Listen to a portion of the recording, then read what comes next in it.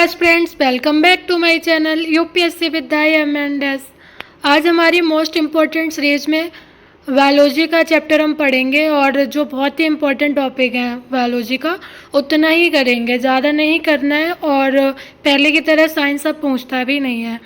तो चलिए स्टार्ट करते हैं। विटामिन्स बहुत ही इम्पोर्टेंट चैप्टर है और इससे हर बार एक क्वेश्चन आ ही जाता है, तो हम इसको अच्छे से कर लेते हैं। तो विटामिन ए रासायनिक नाम भी पूछता है तो याद रखना है। विटामिन ए को रेटिनॉल कहते हैं, विटामिन बी1 को थायमिन, विटामिन बी2 को राइबोफ्लेविन, बी3 को नियासिन या निकोटिनिक अम्ल, विटामिन बी5 को पेंटोथेनिक अम्ल और विटामिन बी9 को फॉलिक अम्ल और विटामिन बी12 को कोवालेमिन। तो आप बीच में छोड़ सकते हैं विटामिन बी5, 6। तो स्टार्टिंग के 3 याद रखना, लास्ट के 2-3 याद रखना, तो ऑप्शन मिल ही जाता है। तो याद रखना है विटामिन ए रेटिनॉल, विटामिन बी1 थायमिन, विटामिन बी2 राइबोफ्लेविन, विटामिन बी3 नियासिन और विटामिन बी9 फॉलिक अम्ल, विटामिन बी12 साइनोकोवैलिन और विटामिन सी सबको याद रखता है एस्कॉर्बिक अम्ल है, विटामिन डी का कैल्सिफेरॉल, विटामिन ई का टोकोफेरॉल और विटामिन के का निप्टोक्विनिन। तो इतनों को याद रखना है और इनकी कमी से उत्पन्न होने वाले रोग एकदम रट लेने हैं। विटामिन ए से रतौंधी या नाइट ब्लाइंडनेस हो जाता है, जीरोपिथेल्मिया संक्रमण त्वचा की कोशिका में परिवर्तन। ज़्यादातर रतौंधी दिया रहता है ऑप्शन में और जीरोपिथेल्मिया, तो इन दोनों को याद रखना है। विटामिन बी1 का याद रखना है बेरी या वृद्धि रुकना, तो बेरी याद रखना है। विटामिन बी2 का याद रखना है किलोसिस और विटामिन बी3 का पेलाग्रा या चर्म रोग। और को आप छोड़ सकते हैं। विटामिन बी6 का मानसिक व्याधि एक बार पूछा है तो याद रख सकते हैं।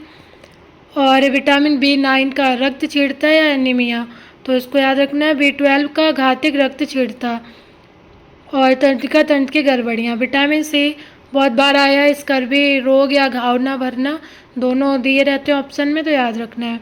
और विटामिन डी सूखा रोग या रिकेट्स, बच्चों में रिकेट्स होता है, वयस्कों में जो होता है वो ऑस्टियोमेलेसिया होता है। विटामिन ई का जनन क्षमता की कमी या वंध्यता दिया रहता है ऑप्शन में, तो याद रखना है। विटामिन के चोट पर रक्त का थक्का नहीं जमना, ब्लड क्लॉथिंग याद रखना, तो विटामिन के ब्लड क्लोटिंग है, तो याद रखना विटामिन के ब्लड क्लोटिंग। इनके स्रोत याद रखना, तो विटामिन ए का आम बहुत आता है, आम और गाजर बहुत बार आता है, तो याद रखना है। और ये भी पूछता है कि यकृत में संचित होता है, तो यकृत में विटामिन डी संचित रहता है। और जल में घुलनशील जो विटामिन है वो बी और सी हैं। मानव शरीर में संश्लेषित विटामिन है तो विटामिन के, बी12 और डी, इनको एकदम रट लेना। ये बहुत बार आया है कि जल में घुलनशील विटामिन बी और सी, मानव शरीर में संश्लेषित विटामिन, तो विटामिन के, विटामिन बी12 और डी। और यकृत में जो संचित रहता है वो विटामिन डी होता है। विटामिन ए का वह स्रोत याद रख सकते हैं, गाजर, हरी सब्जियां, आम, दूध, मक्खन। ये सारा इतना नहीं पूछता है तो उसको अभी के लिए तो छोड़ सकते हैं हम। विटामिन सी का याद रखना आंवला, नींबू, ये सारे हैं। और विटामिन ई का याद रखना गेहूं अंकुरित तेल, ये तो 2-3 बार मैच ऑफ द फॉलोइंग में आया है, तो विटामिन ई से संबंधित है गेहूं अंकुर तेल।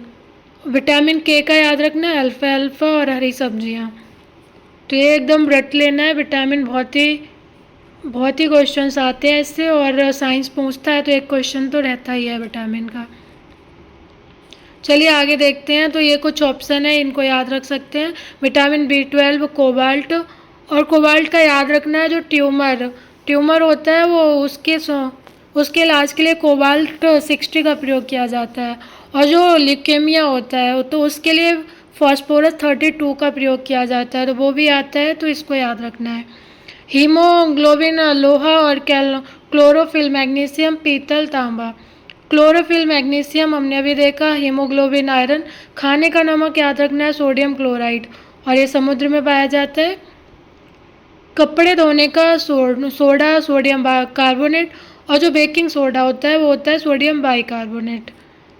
टाइलिन स्टार्च को पचाता है, पेप्सिन प्रोटीन को पचाता है, रेनिन रक्त में एंजियोटेंसिनोजेन को एंजियोटेंसिन में बदलता है। ऑक्सीटोसिन मिश्रण पेशियों में सिकुड़न पर प्रेरित करता है। तो टाइलिन और पेप्सिन तो जरूर याद रखना, बहुत बार पूछा गया है। Vitamin D, vitamin carotene, carotene एक विटामिन है। एंजाइम पेप्सिन, पेप्सिन एक एंजाइम है। और हार्मोन टेस्टोस्टेरोन, प्रोजेस्टेरोन। और प्रोटीन कैरोटीन, तो कैरोटीन याद रखना प्रोटीन है, कैरोटीन विटामिन है। ये थोड़ा इम्पोर्टेंट है, इसको ध्यान से देखना है। पहले मुख से देखते हैं तो लार जो है उसमें टाइलिन, लाइसोजाइम, इमाइलेज 3 एंजाइम पाए जाते हैं, इनको याद रखना है, टाइलिन, लाइसोजाइम और इमाइलेज। उसके बाद आमाशय पे आते हैं तो पेप्सिन एंजाइम, प्रोटीन का पाचन, HCl, ये सारे आमाशय से संबंधित हैं। छोटी आंत का याद रखना, कार्बोहाइड्रेट का पाचन, वसा का पाचन, प्रोटीन का पाचन, पचे हुए पोषक पदार्थों का अवशोषण। तो ये सारा छोटी आंत में होता है। बड़ी आंत का याद रखना कि सिर्फ जल का अवशोषण करती है। और पित्ताशय का याद रखना, वसा का एमल्सीकरण और पित्त का भंडारण। पित्त का उत्पादन याद रखना यकृत में होता है, लेकिन भंडारण पित्ताशय में होता है। तो भंडारण पित्ताशय में और पित्त का उत्पादन यकृत में। यूरिया का संश्लेषण याद रखना, बहुत बार पूछा गया है कि यूरिया का संश्लेषण कहाँ होता है, तो यकृत में होता है। अग्न्याशयी रस देखते हैं तो ट्रिप्सिन और इमाइलेज अग्न्याशयी रस हैं। इतनों को आप याद रखना, इतना ही पूछता है। अग्न्याशय याद रखना, बहुत बार इससे क्वेश्चंस आते रहते हैं। तो मानव शरीर की दूसरी सबसे बड़ी ग्रंथि है। पहला क्वेश्चन पूछता है कि अग्न्याशय दूसरी सबसे बड़ी ग्रंथि है। यह मिश्रित ग्रंथि है जिसमें एक साथ अंतःस्रावी और बहिःस्रावी दोनों प्रकार के भाग पाए जाते हैं। तो पूछता है कौन सी ग्रंथि मिश्रित ग्रंथि है, तो याद रखना है अग्न्याशय। इससे हार्मोन तथा पाचक रस का स्राव होता है। इसके पाचक रस को अग्न्याशयी रस कहते हैं और यह क्षारीय होता है। इसमें कार्बोहाइड्रेट, वसा, प्रोटीन आदि का पाचन होता है, इसलिए इसे पूर्ण पाचक रस भी कहा जाता है। ट्रिप्सिन नामक जो एंजाइम है उसका स्राव भी अग्न्याशय द्वारा किया जाता है, जो प्रोटीन को पॉलीपेप्टाइड में परिवर्तित कर देता है। तो इसको इतना इन्फॉर्मेशन को याद रखना है। चलिए आगे देखते हैं। तो इसमें याद रखना बस जो पीयूष ग्रंथि है वो सबसे छोटी ग्रंथि है। ऑक्सीटोसिन और वैसोप्रेसिन ये दोनों पिट्यूटरी के भाग हैं और ये सारा नहीं पूछता है। आमाशय का याद रखना, गैस्ट्रिन, ग्रेलिन ये सारे हार्मोन है आमाशय में। और अग्न्याशय के सारे याद रखना, अल्फा कोश का, बीटा, डेल्टा, एफ कोश का। तो ये सारे अग्न्याशय के भाग हैं। और ग्लूकेगॉन, इंसुलिन, सोमैटोस्टेटिन अग्न्याशयी पॉलीपेप्टाइड, तो इनको भी याद रखना है। इंसुलिन बहुत बार पूछता है, तो याद रखना है बीटा कोशिका से स्रावित होता है इंसुलिन हार्मोन, तो इसको तो एकदम याद रखना ही है। किडनी में देखते हैं तो रेनिन, कैल्सिट्रॉल, एरिथ्रोपोएटिन ये सारे किडनी के भाग हैं। तो रेनिन का बस याद रखना, किडनी में रेनिन पाया जाता है। अंडाशय सिर्फ महिलाओं में तो एस्ट्रोजन और प्रोजेस्टेरोन इन दोनों को याद रखना, ये महिलाओं से संबंधित हार्मोन है। और जो पुरुष से हैं उसमें एंड्रोजन और टेस्टोस्टेरोन दो इम्पॉर्टेंट है, इन दो को याद रखना है, महिला और पुरुष का। इसमें और सारा नहीं पढ़ना है, बस इतना ही आता है।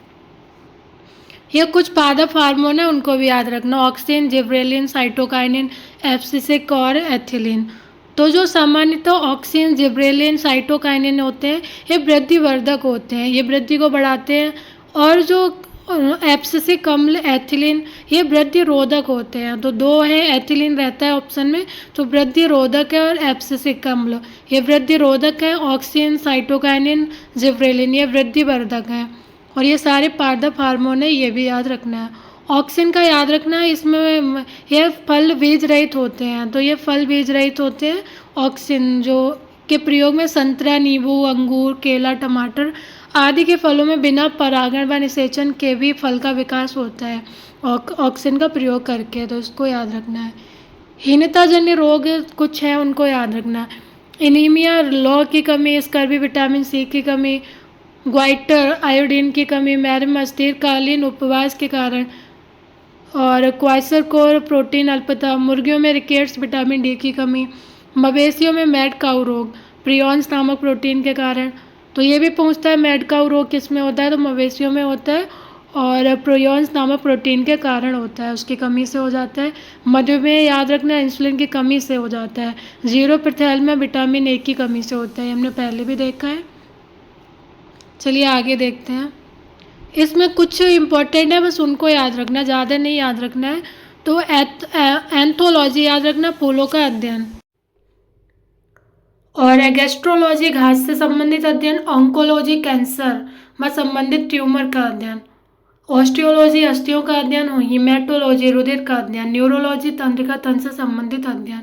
कुछ को याद कर लोगे तो मैच ऑफ द फॉलोइंग में आता है तो आप पहचान लोगे। चलिए आगे देखते हैं। एंटोमोलॉजी याद रखना कीटों का अध्ययन, बहुत बार पूछा गया है। सर्पेटोलॉजी सर्पों का अध्ययन, हर्पेटोलॉजी उभयचरों और सरीसृपों का अध्ययन, ऑर्निथोलॉजी पक्षियों का अध्ययन। ये याद रखना कि अदरक प्रकंद का, आलू स्तंभ कंद का, लहसुन शक्ल कंद का तथा सूरन या जिमी कंद धनकंद के उदाहरण है। तो ये मैच ऑफ द फॉलोइंग में पूछता है या सही नहीं है गलत है, वो उन सब में पूछता है, तो एकदम याद रखना है। अदरक प्रकंद, और जो हल्दी है वो भी प्रकंद ही कहलाती है, तो हल्दी भी याद रखना। आलू स्तंभ कंद और एक के रूपांतरित तना है, ये भी याद रखना। आलू रूपांतरित भी पूछता है, तो ये दोनों याद रखने हैं। लहसुन शकलकंद, सूरन धनकंद। मटर लैग्नेसी कुल का द्विबीजपत्री शाकीय तथा एक वर्षीय पौधा है। इसमें सारे के लिए प्रतान पाए जाते हैं। इतने इम्पोर्टेंट नहीं है, छोड़ सकते हो इसको। ये कुछ शब्दावली है, इनको भी याद रखना। एपीकल्चर शहद उत्पादन या मक्खी पालन से, मधुमक्खी पालन से संबंधित है।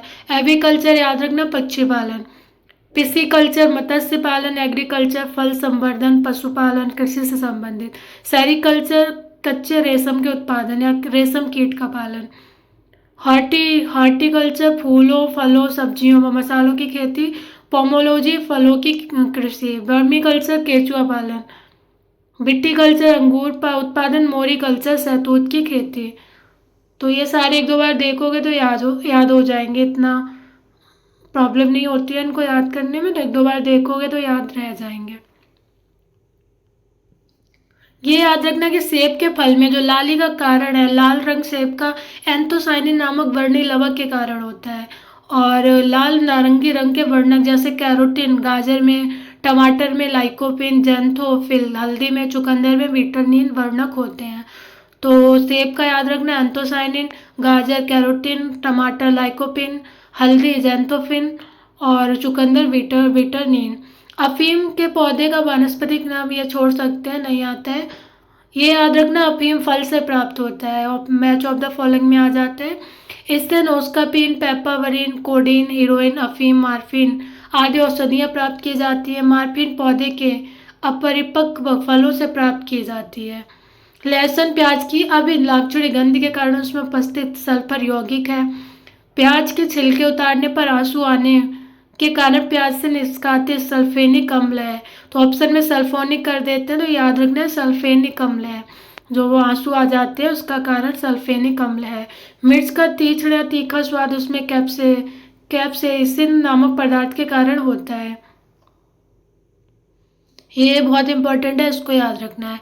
जो पहले बैक्टीरिया संबंधित रोग देखते हैं तो टिटनेस, हैजा, टाइफाइड, टीबी, डिप्थीरिया, प्लेग, काली खांसी, निमोनिया, कोड़, गोनोरिया और सिफिलिस, ये सारे बीमारियां जो बैक्टीरिया के कारण होती हैं। तो प्रभावित अंग भी याद रखना, टिटनेस से तंत्रिका तंत्र, हैजा से आंत, टाइफाइड से भी आंत, और क्षय रोग से जो टीबी है उससे फेफड़ा होते हैं। ये सब तो आपको याद रहेंगे, अभी तो ये सारी चर्चा में रहती हैं बीमारियां, तो ये याद रखना है बैक्टीरिया जनित कौन सी हैं, तो इनको पढ़ लेना एक बार। और वायरस जनित बीमारी जो है तो एड्स है, डेंगू, पोलियो, इन्फ्लुएंजा, रबीज और मेनिनजाइटिस। तो ये सारे विषाणु जनित है। छोटी माता, चेचक, खसरा, ट्रिकोमा, इनको आप एक बार रोक कर आप एक बार खुद से देख सकते हैं। ये फफूंद या फंगस से होती हैं, तो दमा, एथलीट फूट, खाज, गंजापन, दाद, तो ये सारी फफूंद से हैं। तो चलिए आज की क्लास यहीं पर समाप्त करते हैं। आप एक दो बार रिवीजन कर लेना, बहुत ही इंपॉर्टेंट है सारे topic. And thank you for watching.